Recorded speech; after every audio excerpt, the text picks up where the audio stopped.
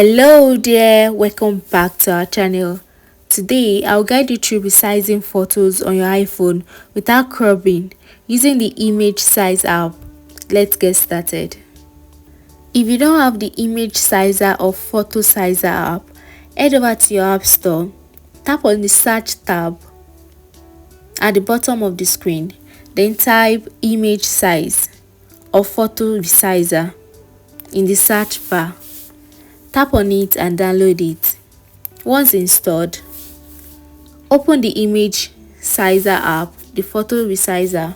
The app takes you to the main screen which says select photo, take a photo or resized photos.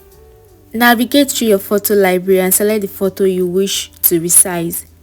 Then tap choose in the top right corner. You see two options which says crop and resize. Click on resize and you see a list of options.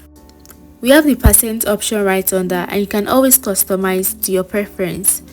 After selecting the size you want, you see the resized option and the original one. You can always share or save the photo. You can press save and it will save automatically to your photo library. Head over to your photo library to confirm if the photo has truly saved. And that's it guys, you've successfully resized the photo on your iPhone without cropping using the photo resizer app.